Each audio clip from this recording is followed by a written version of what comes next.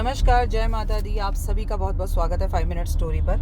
और मंगल का कन्या राशि में प्रवेश हमें संभल कर रहना है, मंगलवार और बुधवार, क्योंकि कन्या राशि का स्वामी बुध है। ज़बरदस्त बारिश, बादल का फटना, बिजली का कड़कना और किसी पुल, हाईवे, फ्लाईओवर का गिर जाना, तो बहुत संभल कर रहिए।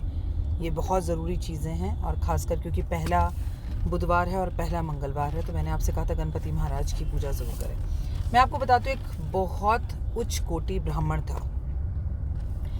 उसने ज्योतिष में विख्यात पंडित गिरी को काबू में किया था, पाया था, प्राप्त किया था। वो ज्योतिष में सालों से प्रैक्टिस कर रहा था और बहुत अच्छी ज्योतिष कर रहा था। उसकी वाइफ प्रेग्नेंट थी। जब उसकी पत्नी प्रेग्नेंट हुई तो उसने दाई को बुलाया, बच्चा होने वाला था। उसने कहा, दाई, मैं तुम्हें एक नींबू दे रहा हूँ, जैसे ही बच्चा पैदा होना ये नींबू बाहर हॉल की तरफ लुढ़का देना।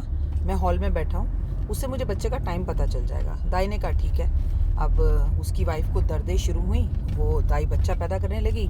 जब बच्चा पैदा हुआ तो बच्चा रोया नहीं, तो दाई उसके नाक से गंदगी निकालने लगी, उसकी पीठ पर सहराने लगी, उसके पैर को सहराने लगी, तो बच्चा रोया। जैसे ही बच्चा रोया, दाई ने नींबू बाहर की तरफ कर दिया और ज्योतिष ने तुरंत कुंडली बना ली और कुंडली बनाकर देखने लगा कि मेरे बच्चे का भविष्य कैसा है। तो उसने देखा कि उसके बेटे के ऊपर ना मर्डर केस का इल्ज़ाम लगेगा, ऐसा योग बन रहा है। ज्योतिष को बड़ा दुख हुआ कि मतलब इतने सालों की तपस्या के बाद मुझे बच्चा हुआ है, भगवान के आगे नाक रगड़कर, और उसे भी जो है मर्डर का केस उसके ऊपर चलेगा, उसके ऊपर हत्या का योग बनता है, हत्या करेगा वो किसी की। उसका दिल खिन्न हो गया और वो अपने बेटे का चेहरा देखे बिना उस जगह से चला गया। कई साल बीत गए, ब्राह्मण वापस नहीं आया। उसका बेटा जो है वो 17 साल का हो गया। बेटा अक्सर अपनी माँ से ये पूछा करता कि मेरे पिता कहाँ हैं, तो माँ के पास कोई जवाब नहीं होता। जो घटना घटी थी, जिसके बारे में एक्चुअली माँ को पूरी तरह पता भी नहीं था, थोड़ा बहुत जो नॉलेज थी, जो पंडित ने जाते वक्त दाई से कहा था कि मेरे बेटे की कुंडली खराब है, क्योंकि वो अपनी पत्नी और बेटी से तो मिला ही नहीं कि ये इसके ऊपर तो ऐसे योग बन रहे हैं कि ये किसी की हत्या करेगा, और मैं हत्यारे का पिता नहीं कहला सकता। जो उसकी पत्नी को पता था, उसने अपने बेटे को बता दिया। और उसके बाद उसका बेटा प्रैक्टिस कर रहा था बचपन से अपने पिता की तरह अच्छा ज्योतिष बनने के लिए।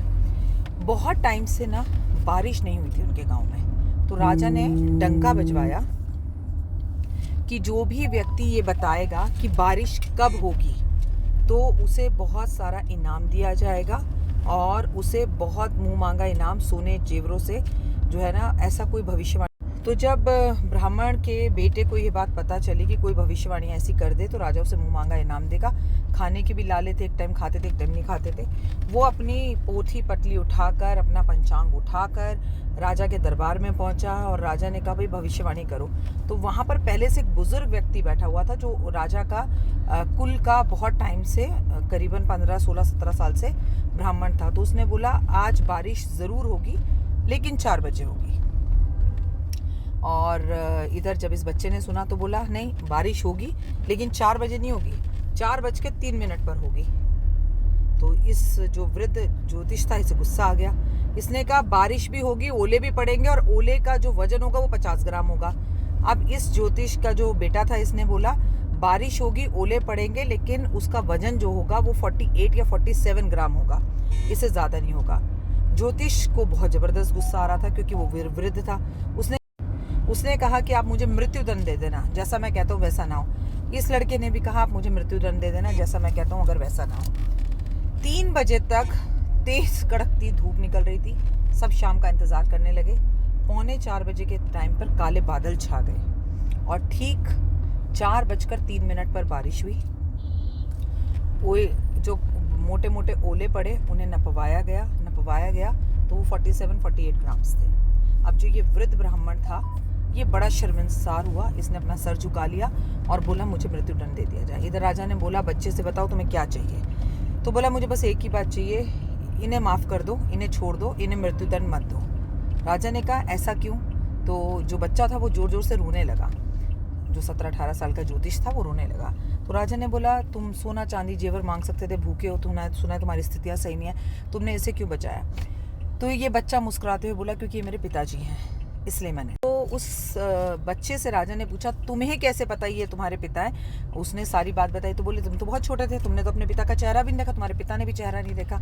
तो उसने कहा, मैं अपने पिता से बात करना चाहता हूँ। तो उसने बोला, पिताजी, आपकी भविष्यवाणी ना तब गलत थी ना अब गलत है, लेकिन आप स्वयं पर नियंत्रण नहीं रखते और समय की चीज़ों को नहीं समझते। जैसे जब जो आई थी, जो दाई थी, उसने नींबू बाहर की तरफ फेंका, उससे 5 मिनट पहले ही मैं पैदा हो चुका था, और 5 मिनट पहले पैदा होने की वजह से मेरा वो जो योग था, मेरा समय और लगन बदल गया, और मेरा जो हत्या करने का योग था वो ख़त्म हो गया। लेकिन आपने विवेक से काम नहीं लिया और आप हमें छोड़कर चले गए।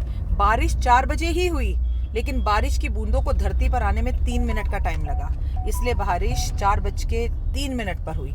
और कोई जो बड़े बड़े ओले गिरे वो 50 ग्राम के ही गिरे, लेकिन धरती पर आकर पिघल कर गिरने तक और राजा के पास आकर नापने तक वो 47-48 ग्राम्स के हो गए। ज्योतिष को अपनी गलती का एहसास हुआ और उसने अपने पुत्र से माफ़ी मांगी और बोला, बेटा बिल्कुल ठीक कह रहे हो तुम, शायद सब कुछ बात जो पढ़ी हुई होती है हमने जीवन में वो सच नहीं होती, स्वयं के विवेक का इस्तेमाल भी करना चाहिए। इसलिए किताब का कीड़ा ना बने। अगर आप बच्चे हैं तो जो आपने पढ़ा है उसमें अपनी बुद्धि को भी ज़रूर जोड़ें। कहानी कैसी लगी कमेंट्स में बताइएगा। जय माता।